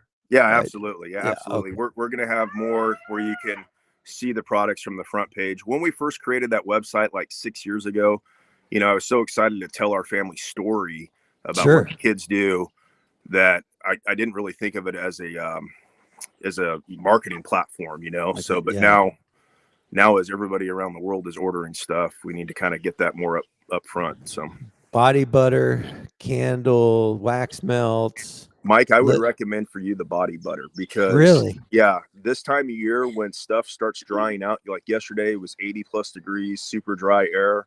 Yeah. Body butter is going to keep your skin moisturized. So this is what I'm using right now. So here's the body butter I got on the screen, but I'm using this. Can you see this? Oh, what is that? It's unscented, no crack, super hand cream. It's probably not anything that's good for you necessarily. Yeah. I'm sure it's got emulsifying wax, propylene glycol, mineral oil, lanolin, allantoin, and sorbic acid. Cool. So you have some of the same stuff that's in paint thinner in there. So that's perfect. Oh, good. Okay. So yeah, I think I'll be going to get the body butter for Right. sure. Well, when I think I'm going to try to meet up with you the next day or so. So we'll set aside a body butter for you to try out, and then next week maybe you could talk about your experience. Awesome. Well, my hands are super dry right now, so that'll work great. That's awesome. Okay. Well, cool. How's the store going? You guys, hours are still the same. What's going on over there? Hours are still the same. We unfortunately had to shut early a couple of days just because, as you know, it's sports season, right? And when I'm down at work for the fire department, Melissa wants to go watch the kids. So we've a few of the times we've had to shut about a half hour early to go watch water polo, that sort of stuff. But store's kicking butt. We are teaming up. I think last week I kind of mentioned it. We're teaming up with Harvestly, which is a local company. They're going to utilize our store as a customer pickup location. So that'll be great for, kind of bringing new people into the store. Harvestly is a great kind of community co-op of local producers. And I'm hoping next week I'm going to be down at work all week. So I won't be able to jump on with the farm updates. But I'm going to try to get somebody from Harvestly to talk about what they do.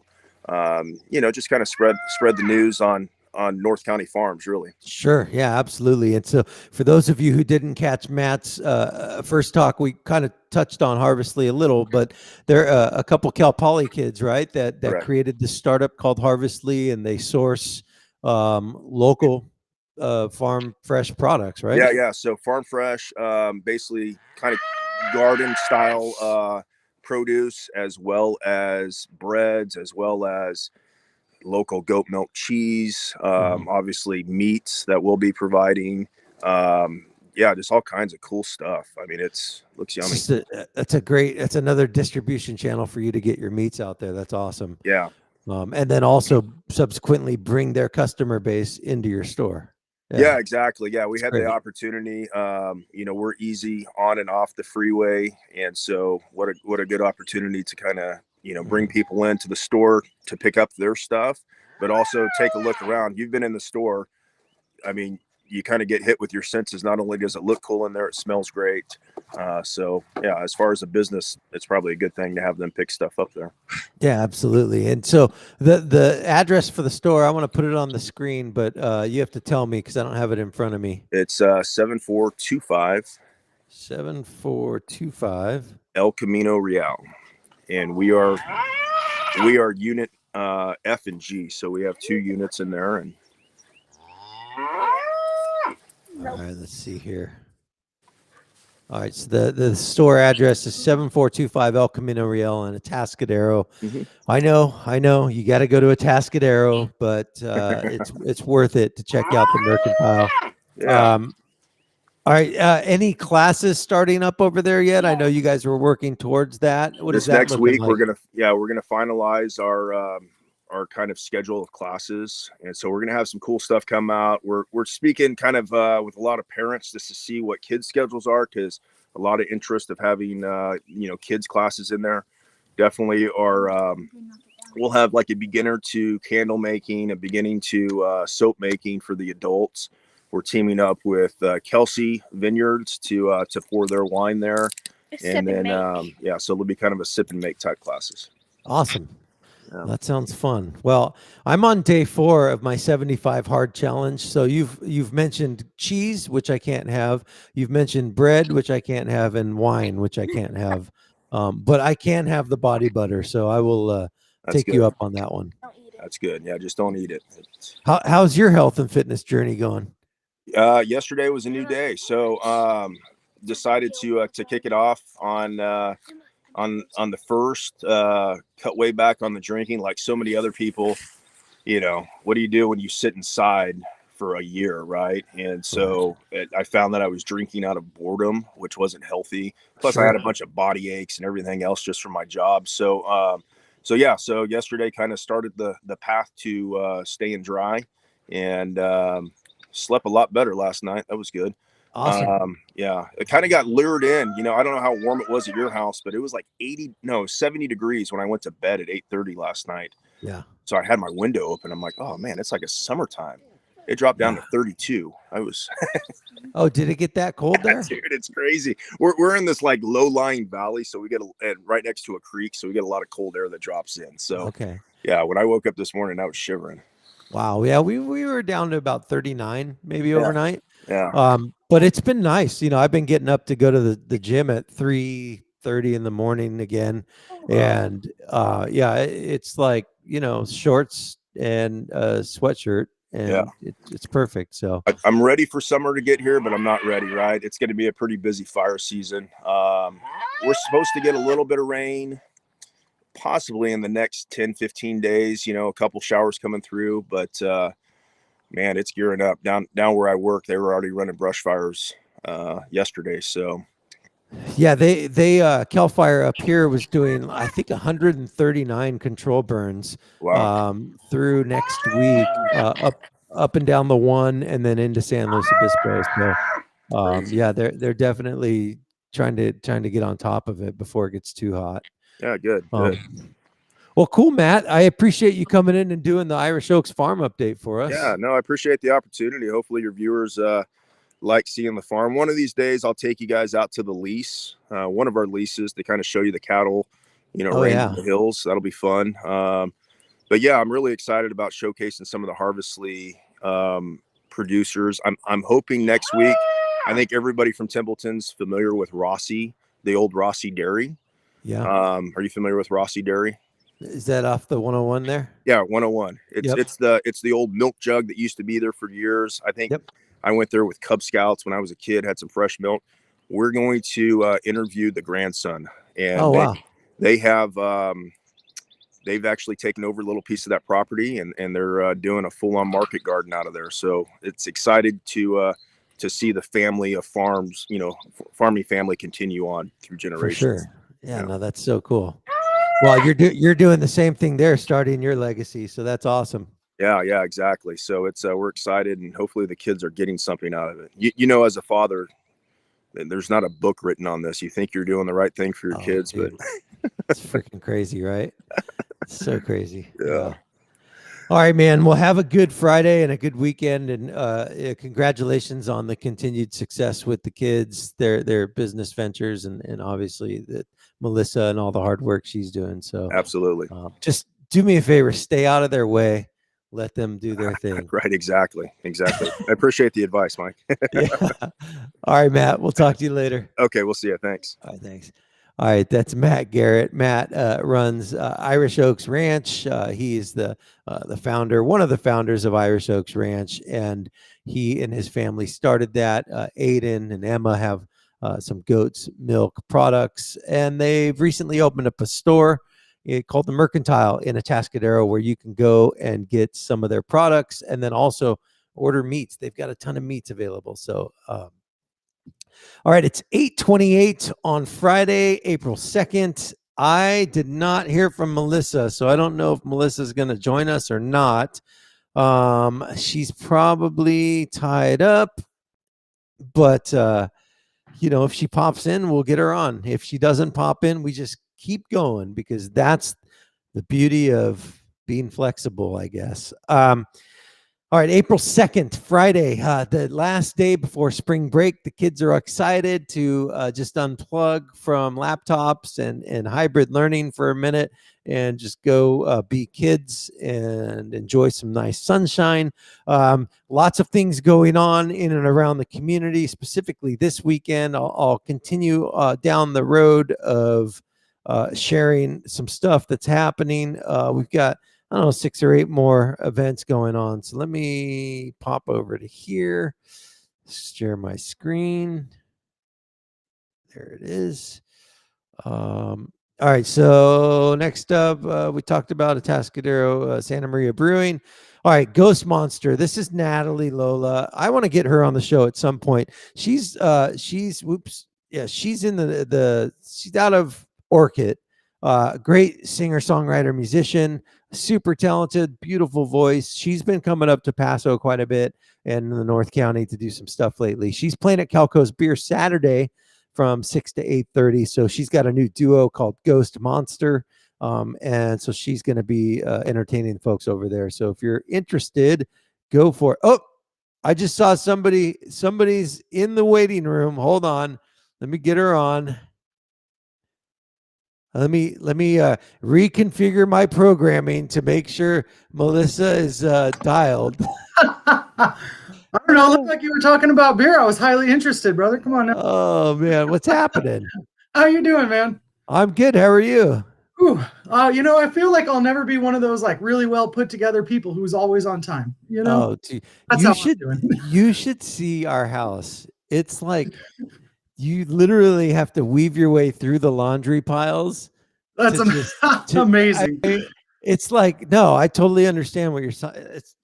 There's no such thing as an organized household, I don't think. Yeah, it's serious, especially not this time of year or really any year. Right, exactly. Okay, so how did the umpire clinic go? Did you train lots of people? We did. It was amazing. We had like 4 adults and 2 kids out there. So great. It's honestly the first. I mean, I run a lot of like game official clinics, but it's the first umpire clinic I had to run on my own. Okay. So I was thankful, my trusty sidekick, Kenny, he was there to help out, baseball. Good. Right. So it was a good time though. We had fun. And so now you have 6 people. Is that enough? Well, I'll probably be doing a lot of games this year. Okay. Or I'll do it. Or, I'll call you up. You don't seem too busy. So. I'm in. Let's go. Yeah, for sure. No, and so people can still volunteer. Absolutely. Okay. I mean, we never turn away a trusted volunteer. Yeah, I got your phone number on the screen. Hey, if you want to make a little extra side cash, if you like watching youth sports and helping out, call Melissa. She'll pass the phone off to Kent, and then and he'll get all your information. But yeah, okay. So any updates in regards to what spectatorship's going to look like as you get closer? For us. The state hasn't changed anything yet. I anticipate they will, likely next week. We're looking at numbers in the county, and we're kind of doing this weird little peak and valley thing right now. High numbers. I kind of like seeing the low numbers for hospitalizations. That's what we need to be able to move forward, right? Sure. Everybody's like asymptomatic. Nobody's suffering the worst of the consequences if you catch it. You know what I mean? Right. So that's going to be sort of those metrics that move us forward and help with the progress. So, we have a huge open space at that park.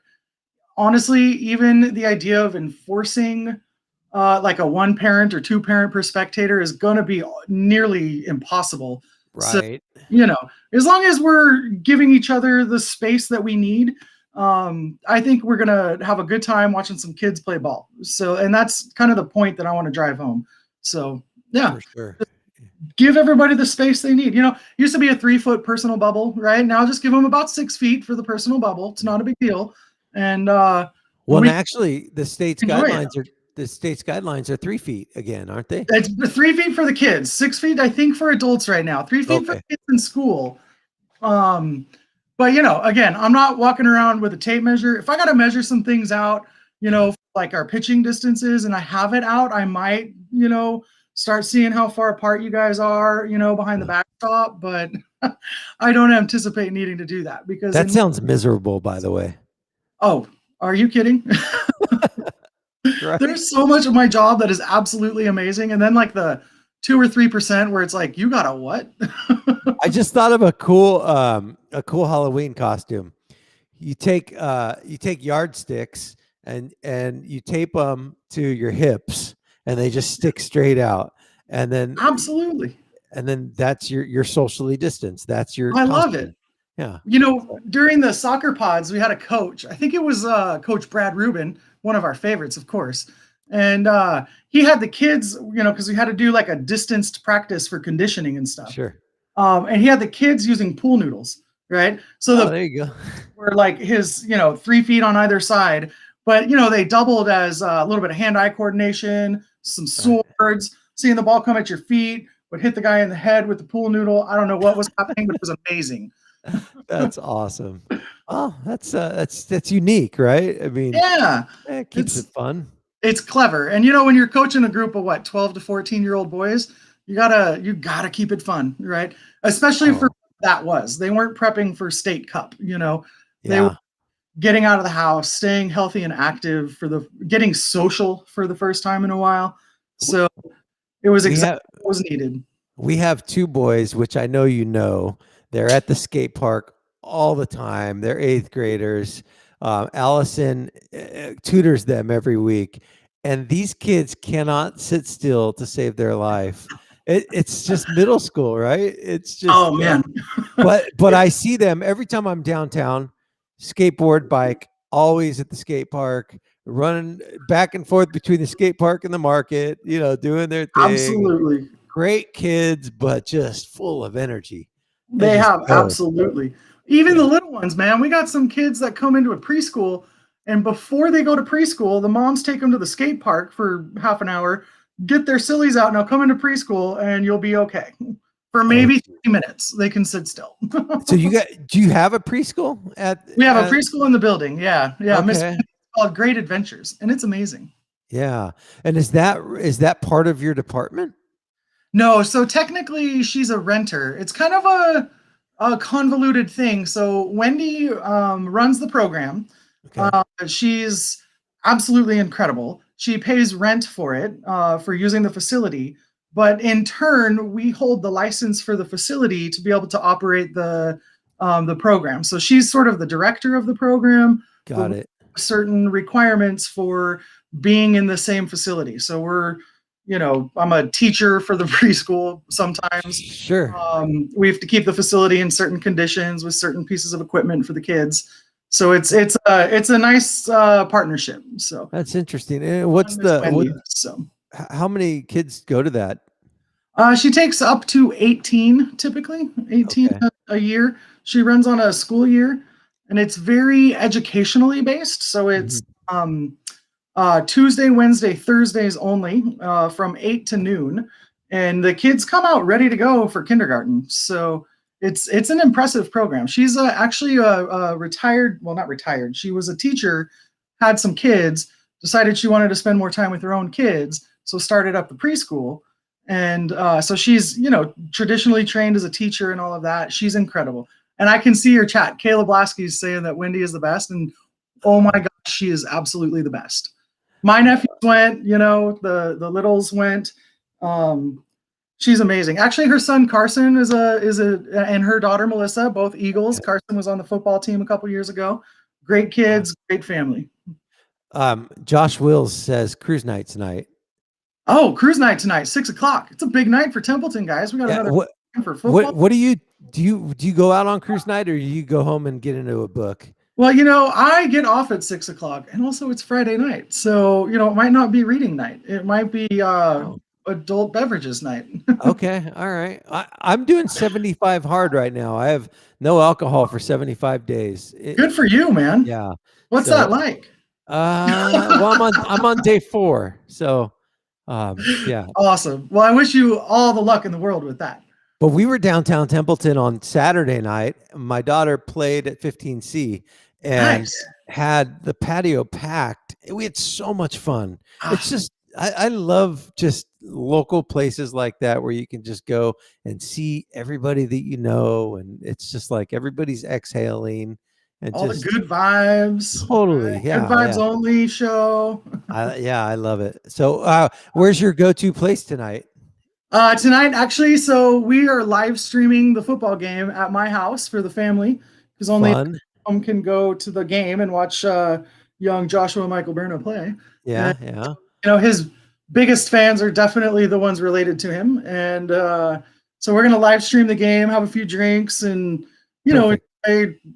some family time watching the kid play, since we can't be there, at the stadium. So yeah, no, that it's gonna be a tough game tonight, isn't it? Oh man, I don't even remember in recent memory, I don't know that we've ever played AG. That's No, we haven't. That's No, a huge school. I feel good about it. I do too. You know what? We got a good team. We have some dedicated players with a lot of heart, and that's Yeah. a difference maker. Yeah, we didn't come this far to not be able to prove ourselves to the rest of the coast. Yeah, like this is a major test that I think we're up to the challenge. So it'll be fun. I totally agree. As long as those boys stay out of their head, just get to that field and do the work. You know how to play the game, go play it. Yeah. Hey, speaking of playing games, this is probably not. This is the best kept, worst kept secret in Templeton. Ooh, yeah, I'm excited. This dang Assassins game. Oh my god! Did you? Assassin season already? It Gosh darn it! Kicked off, I think, about a week ago. Last week, didn't it? Yeah. Oh my gosh! That's fantastic. It's all consuming, right? Oh my goodness! Just remember, I know as adults it's super annoying sometimes, and they get up to some stupid. All right, but it's supposed to be innocent fun. They're playing Nerf wars. Do that in my building once a week. So we just don't do it all over town with cars, right? Houses, There are rules to Assassins, guys. So make sure your kid tells you what those rules are, and then you're the refs now. Got to officiate this game, guys. Right. Exactly. Yeah. And look, I think the cool thing that I've seen come from it this year is it's giving these kids kind of like this weird bonding camaraderie opportunity where they can just kind of collectively be a part of something that's not pandemic related or school related or distance learning related or totally. It's like they're one bit of normal right now, right? It's not hybrid assassins, right? It's not 6 feet apart assassins. My God, if you get that close, you're gonna lose, guys. Come on. Right, exactly. Yeah. So for those of you who don't know what Assassins is, it's literally a big Nerf war that goes on for months. It's last man standing, and there's rules like you can't hide in your car for more than 10 minutes, otherwise you're automatically done, right? Yeah. So no, you can't play on campus.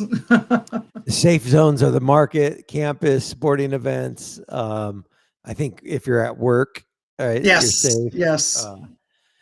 Parents, you can declare your house off limits if you have to agree to let other people onto your house. Yeah, it's just we can go on and on for days. But did you play when you were growing up? No, this started actually, I want to say it was like 05, 06 when it started. Okay. I can't remember the kids who were responsible for this, but they were good kids. It's good, clean fun. And as everything does, it kind of morphs. And there was a couple years where it got a little worrisome. And I think some adults had to get involved and okay, so these are some basic being cool. Like, we got to add a little chill to this, gentlemen. And now I think they've got it pretty well dialed in. So it's a good time. I know my oldest nephew, Nick, he was playing Assassins once and crawling through a field trying to army crawl so he didn't get seen. Lost his brand new cell phone, son of a gun. So, Assassins is not without its casualties, but it's so good for them. It's super fun. And it's silly. It's so silly. I love seeing these, almost grown kids acting like children. My God, it's amazing. It's completely silly. I love it. I get in my kid's car and he's got like hundreds of rounds of Nerf bullets. Does he have the automatic one or is it brrr? Oh yeah, like he's the semi-auto. He's got like the small one that's hideable. He's got the big one. It's like, oh my gosh. Yeah. That's so cool. It's like they just kind of cruise waiting to see somebody. And then it's like, okay, let's go hide from them. Yeah. Absolutely. Ridiculous. Oh, it's fantastic. And you'll start seeing like little Nerf guns popping out of the backpacks, just having on the ready, Right, exactly. Yeah. I'm playing music at our church on Sunday and I had rehearsal last night down at Presbyterian across the street from you. And oh, nice. And Noel was picking me up. My son was picking me up and he kept texting me in the middle of our rehearsal, like, Dad, the baseball team just got out. We need to get going. Let's go. And I'm like, dude, just hang out. I'm not done yet. He goes, Dad, it's not safe. You got to get out of here. I'm like, I'm a sitting duck, Dad. yeah, exactly. I'm like, okay, so now we're altering our schedules and our lives to just. Absolutely. I mean, sure that the kids aren't going to be on time for a ride ever right now. Oh gosh, it's so funny. They're going to swing by. You got to jump in that moving car and get on. Right. Totally. Yeah. All right. Before I let you go, I just want to ask, any movement on any concerts or anything else? No, not yet. Okay. Not yet. I think the big problem with concerts is going to be this idea that it's not just like the spacing issue. Right now, the rules say something about sort of ticketed seats, right? And so for us to go into the county park and mark off specific spaces to sell to you does not seem very concerts in the park community event to me, right? Right. Yeah. I want to have concerts. I mean, I might be willing to do it, but the amount of nonsense that will take for us to do and then enforce and be like the brick wall of no and awful, I don't want it to be this negative thing, right? And the whole point of concerts is like the whole community to come out and play a decent band, right? Boogie a little, talk to your bros, talk to your friends, talk to your neighbors, talk to people you haven't seen in a year and a half, and I'm not going to stand in the way of that, right? Yeah, for sure. So it's got to be. There will be a triumphant return, and it will be absolutely incredible. I just don't know if it'll be June of this year. Right? Maybe August. We have beautiful weather. Maybe I'll do something in September when soccer starts and we have 800 kids playing ball. But there you go. Yeah. No big deal. No big deal. No big deal. All right. So any events going on? We got cruise night tonight. That's happening down on Main Street. Thanks, Josh, for mentioning that. What other Templeton events are happening this weekend? This weekend, I think there's a few things going on at some of the local eateries and the local drinkeries. Nothing Parks and Rec related. What's that? Nothing Parks and Rec related. Nothing Parks and Rec related, right? We've got sort of a downtime right now. We're coming up on Easter Sunday. So we don't typically schedule programs or events to happen the Saturday before that in case we're, going to grandma's or heading out to wherever we need to go for spring break. But we do have somebody in the community garden right by the skate park who's doing some planting this weekend and working some dirt into the planter boxes. She's got this giving garden going on at the. Oh, that's awesome. Everything she grows is going to be going to families in need. So, if you want to get in on that or get your kids in on that, do some good work out at the garden, let me know. It's definitely a beautiful thing. So we want to get the community involved, helping each other, neighbors helping neighbors. So yeah, that's awesome. Absolutely. Very cool. Yeah. What else? I don't know. Go pick up trash. Have your kids pick up trash. Anyway. Right. And pick up those dang bullets everywhere. Man. And then bring them to my office because I need to have more bullets than Ken and our preschoolers because Fun Friends is coming up and I'm going to win this war. So how funny. All right, Melissa. Well, go Eagles. Go Eagles. Here we go. Wings up, guys. Go number 6. Number 6, right? Am I number 6? Yeah, number 6. Go Josh. Go Eagles. I'll be there. I'm actually going to, if you're watching the live stream, one of the biggest issues with the live stream is that there's no active scoring updates happening. So the morning buzz last week, what we experimented with, which seemed to work well, every score I filmed and then posted an update on the Morning Buzz page with the scoring play and the score. And so you go. I was doing it real time. So that's one way to get the scores real time. I like it. I was going to offer my services to do the scorekeeping and stuff because that needs to happen. So I think the live stream's been great. I mean, we've had a couple hiccups, but I watched volleyball on it the other day. It looked awesome. So yeah, I think. Have you seen right around the middle of the camera for the football field, at least around the 50-yard line or the half line? If I'm watching the soccer games, there's a blurry thing going on. I don't know what that is, but it's in the same spot every time. I haven't seen any of the feeds on the football field because I've been there watching. Oh, fair enough, right? Filming. So I haven't been able to see any of those feeds, but that's interesting. It is weird. And it's, they'll pan down to like one of the end zones or another and it's fine. Get back to the 50 and all of a sudden we got this little blurry thing. And it was the same in the boys soccer game. It was the same in the girls soccer game. So I wonder if it's just like a bird turd, like just streak right down the middle of the. Totally. I was thinking maybe like a spider web or, some silly wispy thing in the way. See, now I'm going to look at that when I get there today. I have to check it out. Maybe I'm crazy though. Maybe it's just mine. Maybe it's just my TV. Maybe it's the adult beverages. Maybe it's my eyes. Maybe I need to go to the eye doctor. There you go. That's awesome, Mike. All right. Well, happy Friday. We will we'll chat with you next week. Sounds good, dude. Hey, thank you so much. I hope you have a good weekend. You too. Thanks, Melissa. Wings up. Go Eagles. Here we go. Go Eagles. Good time. See ya. All right, that's Melissa Johnson. We love her. She is just she if anybody's the mayor of this town, she's the mayor of this town. So Melissa Johnson does so much for our kids in the community and for our community as a whole. We just absolutely appreciate everything that her and her staff is doing on a daily basis. So that's so cool. Yeah, we've got a game tonight. We've got big game tonight. AG down at the field in town here. It's going to be live streamed on nfhsnetwork.com. Onto that website, type in Templeton Eagles, and then you can see it. And so it's going to be a good one. So anyways, I want to leave you with this video we did. Mr. Mack, it was unavailable today. He had personal stuff going on.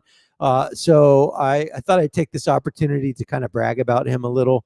Mr. Mack was nominated for a national award last year, and so we made a video that kind of showcased him. I wanted to play that for you guys.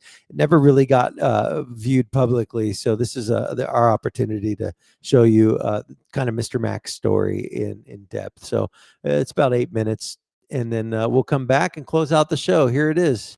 Let's see here. Templeton, California, a small town on the Central Coast, nestled halfway between LA and San. Hold on, I don't even see it. Let me try to pull that up again. Bear with me. Technical difficulties.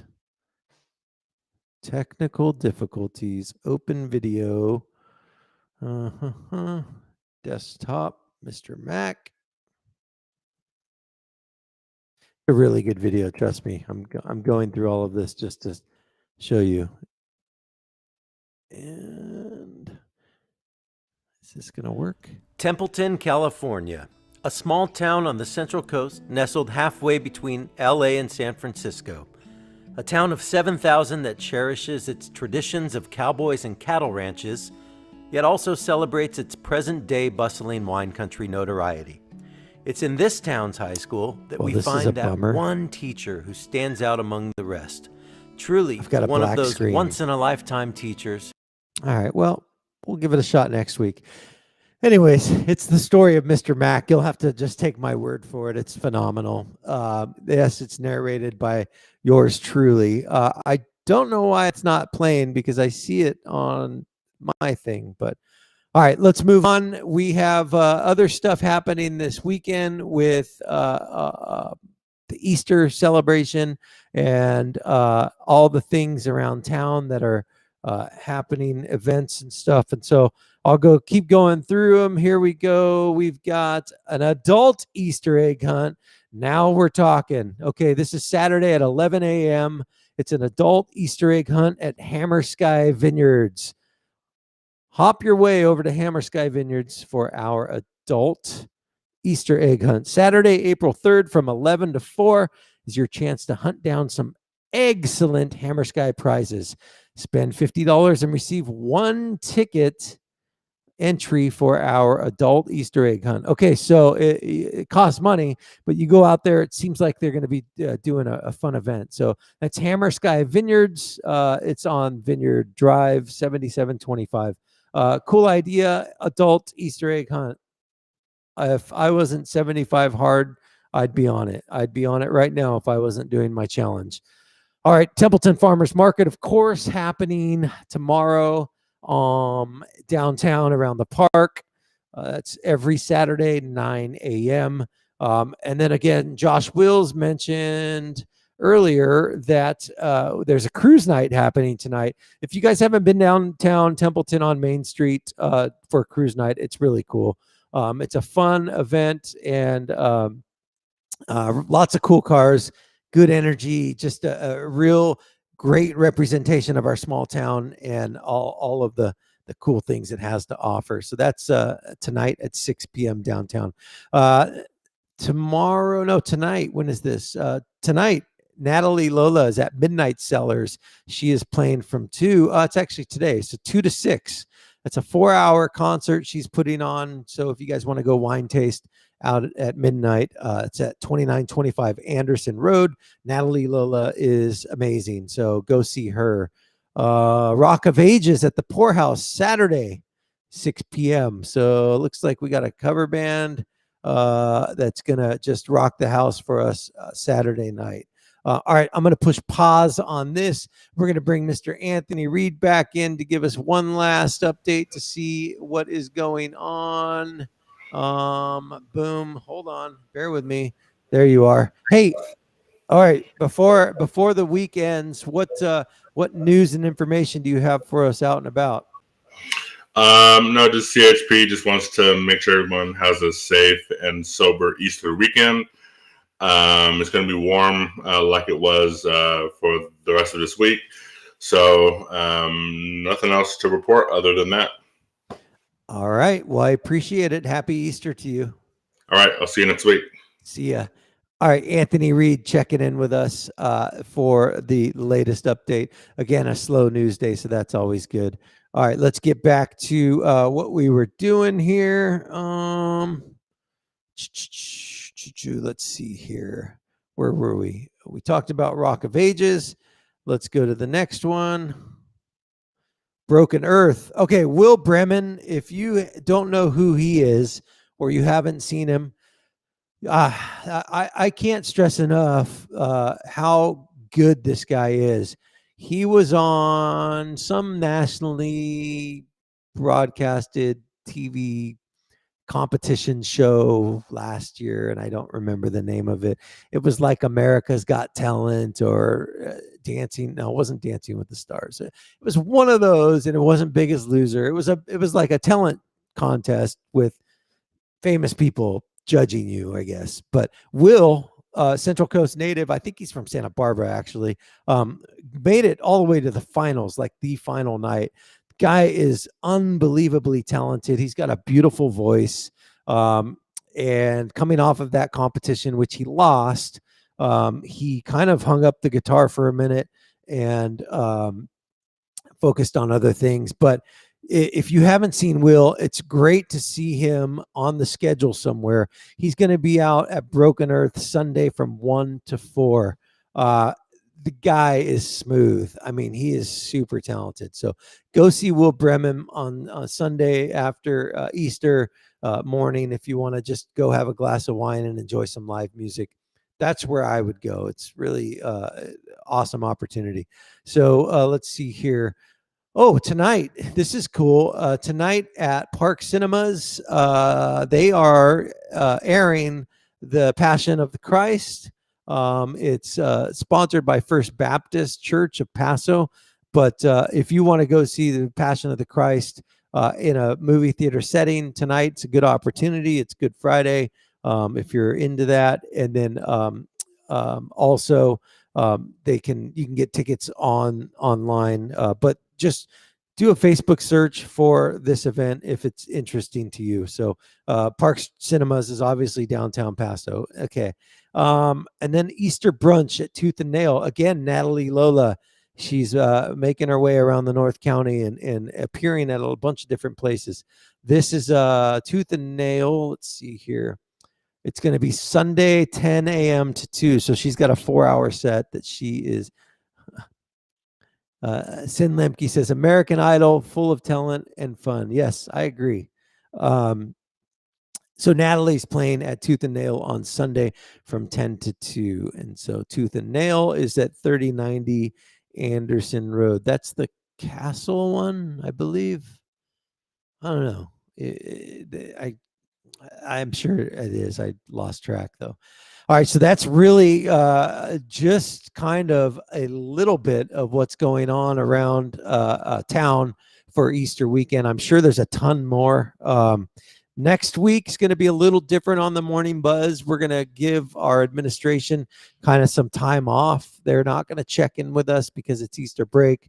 But we are going to focus on some of the scholarship opportunities that are happening for our children as they go off into the world to the next step of their education. I just this morning signed up Mike Sudbrink. If you don't know Mike's story on his daughter Shelby, Mike and his family have put together a foundation that honors the life of his daughter Shelby, who was lost tragically in a car accident a few years back. But Mike's going to come on to the show and talk about the scholarship that they have that they give away annually. So that's one of them that we're going to be showcasing next week. So that's it. It's Friday, April 2nd, the Morning Buzz. Go Eagles. It's game day. Wear your green, fly your flags, be kind to others. And then also, if they're AG fans, be kind to them, but, kind of talk smack, but in a kind way, right? You want to have good vibes. So anyways, that's it. Happy Easter to everybody. Thanks for a great week. You guys are awesome. And